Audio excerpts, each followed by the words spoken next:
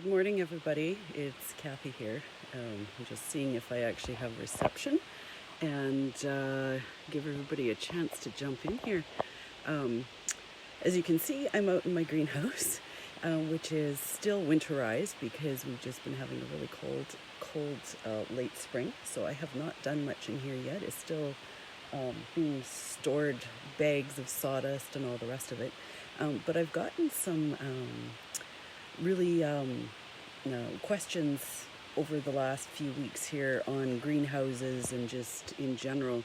So I thought maybe, showing you what I've done. I mean, everybody's situation is going to be different, of course. But some of the things that I've learned over the years and suggestions that I have, especially if you're building your own, that might help, especially if you're planning on getting your own. So if you're joining me for coffee here, I do have mine. Very big mug, and just say hello when you jump in, and let me know you're there, because otherwise I can't see who's here. So first off, I have my list here, by the way. If you're going to be building or putting up a structure, of course, it should go without saying that you check your city's zoning and bylaws, what it is that's allowed in the subdivision that you're in, because every place is different.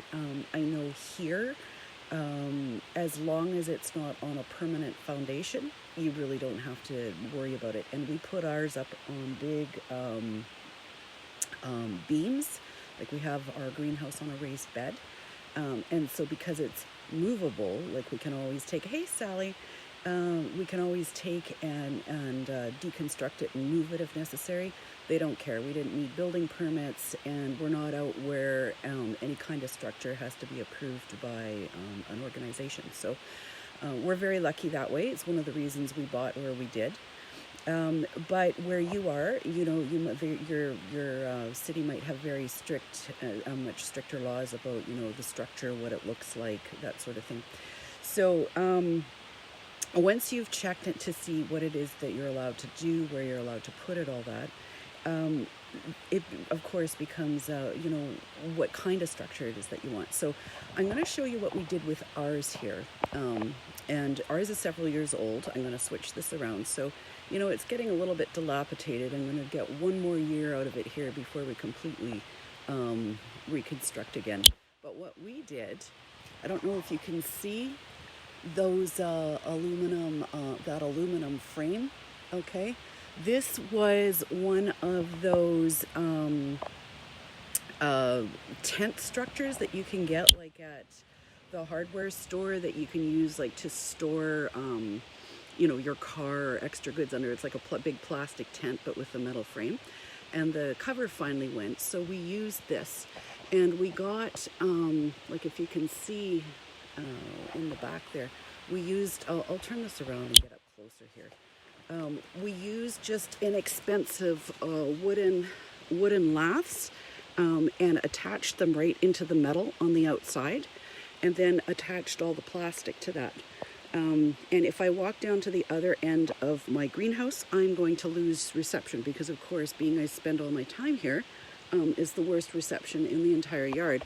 But anyways, then we attached the plastic on the outside, of course, and you can see on the outside of that. Now, this is something I see people new to greenhouses do quite a bit, not realizing you can't just staple or nail it. The wind will loosen the plastic right away and just rip it off your staples. You have to use some sort of wood or whatever to secure it down all the beams on the outside to hold it nice and safe. And this has lasted through several winters. And what we did was put a frame at each end, because these don't actually have, any sort of structure at either end. So at each end, there's 2x4 frames, right? Like, it was pretty inexpensive. And the entire ceiling up on the outside, there's wood, right? And then on the outside, of course, the plastic is secured. You have to do that, or you will end up having it all blow off in the first storm that you have. Now, You know, you can make greenhouses out of recycled materials. You know, I've seen people do them out of old recycled windows. I'm going to say that if you do that, just make sure that you have somebody who really, really knows what they're doing in building the structure, because that stuff is heavy. You don't want it coming down on your head in a storm. Just make sure that it's sound, of course.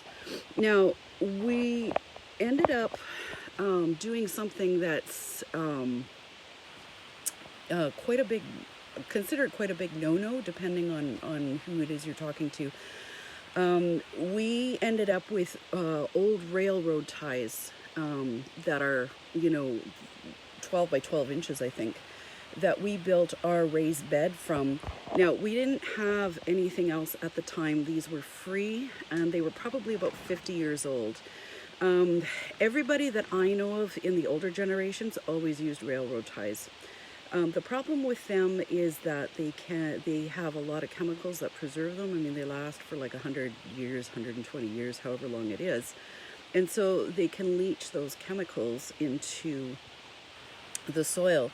Now, the old way of doing things was always, you made sure that they were so old that when it rained or if they were sitting in water, you weren't seeing any sort of like oil or anything pooling in the water that came off it. And these were past that.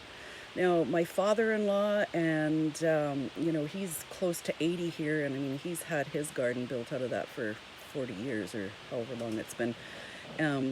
You know, but if you're going to do a raised bed, I mean, there's lots of ways to do it. I mean, you can, you know, if you can find good cedar beams or pressure treated beams that are going to last a long time.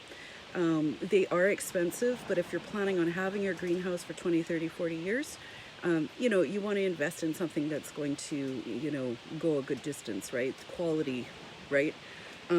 I've seen people build them on cinder blocks, you know, so it just depends on what you've got going on and what you have handy to use. Now, the other thing, soil. Okay, the soil that you get. What we did, I called around to a couple of the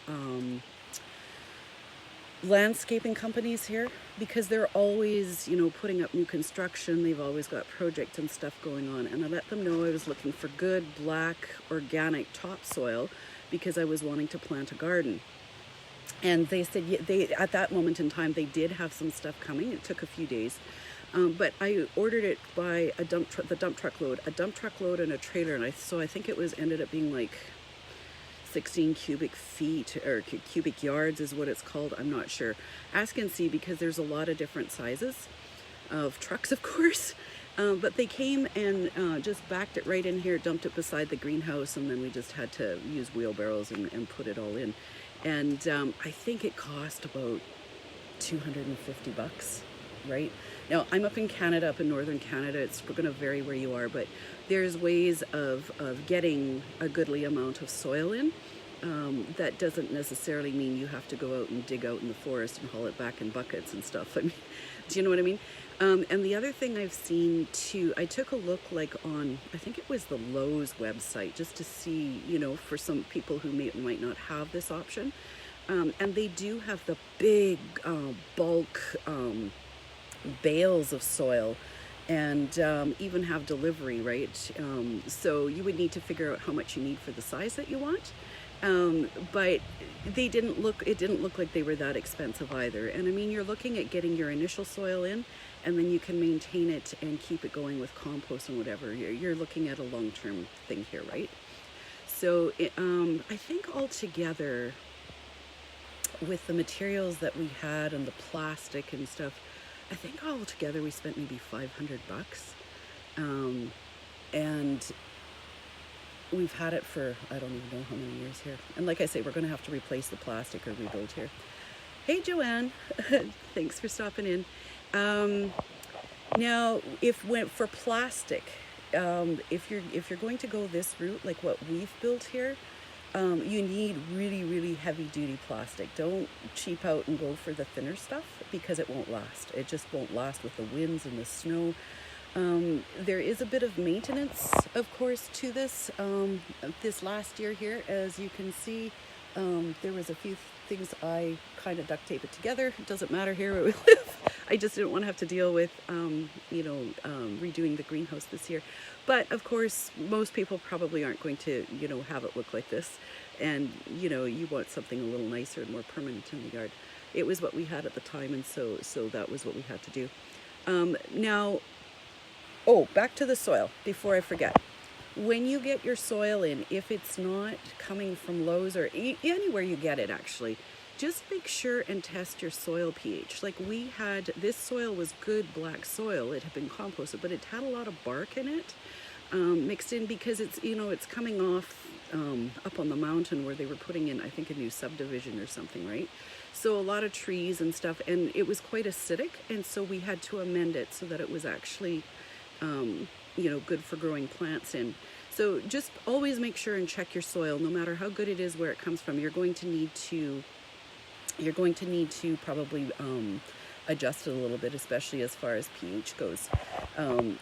I've seen people make this mistake before, getting good black topsoil, and it doesn't grow anything. It turned out it was really acidic, and you want to make sure and correct that before you get going. Otherwise, you'll end up in trouble. Now, if you're going to buy a greenhouse, here's a couple things that, like the prefab ones, which I love, and I hope to get one here one of these years. Look for something, if you live in a temperate climate and you're just looking to extend your season, early spring and maybe a little bit in the fall, the ones that you get at the local hardware store might be okay. Do a bit of research on how sturdy it is.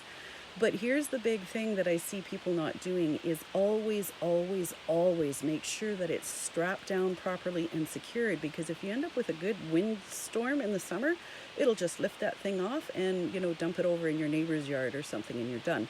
So whatever it is that you put up, make sure it's well secured so that, you don't come home to a disaster. And when it comes to putting down your soil, here's what I didn't do, and I knew better. Okay, so just so you know, it doesn't matter how long you've been gardening, you can still be stupid and not do what you should. When we put this raised bed in, I put down cardboard and stuff. Hey Roxanne. I put down cardboard and stuff because it was quite rocky soil. There wasn't even a whole lot of weeds growing. There was a little bit of grass. And instead of taking the time to go and get a biodegradable landscape fabric and making sure to put it down under the whole thing to the outer edges of the beams, okay, I was like, oh, you know what? I'll do it with cardboard. We'll put down cardboard and it'll be fine. Okay. Well, grass being what it is, let me show you here. I still battle. Now, it's not a lot, but there's still a little bit that comes up through the winter every year that I have to go through and pull out, which is just, one of those little extra chores I gave myself by not doing it right in the first place. So I don't care if you're doing raised beds, I don't care if you're doing cold frames or whatever it is, just get some biodegradable landscape fabric, so that it is environmentally friendly. Eventually it will break down and just become part of your soil. But for those first couple of years, while all those seeds and roots are breaking down under there, you're going to save yourself some work. And that was probably the silliest mistake that we made when we were building this, and you can't go back and do anything about it now. Now, the other thing that I do is, like when everything's planted here in the spring, I mulch my entire greenhouse with newspaper, cardboard, and I put like grass clippings and leaves on top, really mulches it down well. And for the most part, I've seen some people that, are continually weeding their greenhouses and gardens. So the little bit that I have coming up here isn't bad, combined with the mulching. But it's one of the biggest things that you can do for yourself. It slows down your watering. It's a big benefit to all the plants that you have in there, and I'll get into that in a minute. The other thing, which it doesn't matter what kind of structure you have, whether you're getting a prefabbed one or you're building your own, make sure of the ventilation. Obviously you're going to have a door at one end, but make sure that you've got windows that can open up here. I'll show you ours. We did double. I don't know if you can see this. We did double. So, it opens, you can open one or you can open both and pin them open on the outside to get some good ventilation happening. You can put a door if you like, because I do have a raised bed out there, which is handy. You could have a door, but then I wouldn't have my handy little sitting desk and the places to plant underneath. So, it depends on how you want the setup, but make sure that you have the ability, especially when it's warm out, to have good ventilation, because greenhouses by their very nature, of course, are very humid and they get very warm. And that's fine, but you have to have the ventilation to help prevent too much moisture from building up, to prevent diseases in the plants, and just to keep things cool when necessary as well, right? The other thing, you can also, if you have a smaller greenhouse, or just depending on your setup, maybe at one end you have the door, but you can have windows that open at the other end to let heat out the roof. That's also an option. Look into that. And here's something really, really handy. If I build another greenhouse, I'm going to get some of these. You can get arms on the, for the roof vents, that open and close according to the temperature. So as it starts to heat up, they start to expand and open the window. If it gets cold, it'll close it down. And, if you're working a lot, how handy is that, right? You don't have to worry about getting your greenhouse open all the time. It's not such a huge stress. You could even put one on the door, I think. I've actually thought about that. And I found them I checked Vessie's Seeds. I think it was on Vessie's Seeds I saw that they've had them for a long time, and they weren't that expensive. The last time I checked, I think they were maybe, $50-$60, right? So the investment of, 2 or 3 of those for a greenhouse, just to keep your, from cooking all your plants by accident, would probably be, I would think, a very good investment, right? And here's the other thing, one of the biggest things that we never thought of when building this. So if you're building your own, or you have the option of checking this out, or it's an option like when you get a prefab one, even check it out. It might not be, I don't know.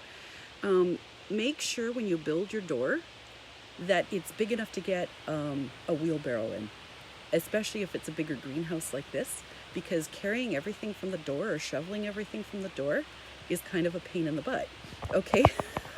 So make sure that you can get a wheelbarrow in the door and, right to where you need it. That is one of the biggest things. I was like, dang, did not think that one through very well. Anyway, either that or I guess I got to get a different wheelbarrow, but I think it's pretty standard on the widths and sizes. Now, when it comes to basic plant care, again, ventilation. If you're in a hotter climate and that, when you hit midsummer and stuff, it is going to be so roasting. It doesn't matter what you do, you're going to be cooking your plants. Maybe you're only using it, like I say, spring and fall for getting plants started, and then extending your growing season as it gets cooler, which is fine. But if you're actually planning on having stuff inside the greenhouse, think about getting shade cloth for the top or sides where you get the afternoon sun in, so that it can, I would figure out a way that has it like on just a couple of good ropes, so kind of like a pull curtain. You can just pull it across. I don't know, I'm sure there's lots of ideas out there, but that way, it's going to shade it from the most extreme sun and give you a good chance of, getting all your food without killing all your hard work.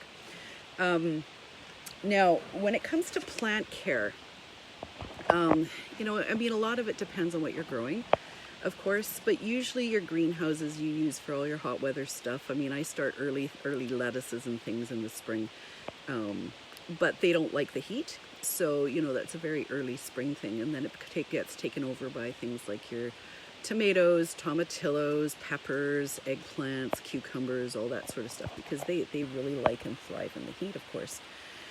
And the biggest thing, of course, is making sure that you have trellising in place. Like you can see, we have it all up. It doesn't look very pretty right now, but we have trellising in place. Just little 1/2 by 1 inch, 1/2 by 1 inch strips of wood. But I mean, you could do bigger if you like, and make sure that you get it up at least 5 or 6 feet, so that when you're tying up your tomatoes, you know, they have room to grow upwards, right? Or cucumbers. You need it to be sturdy, because there's a lot of weight that goes into it. And the other thing, like I said before, mulch.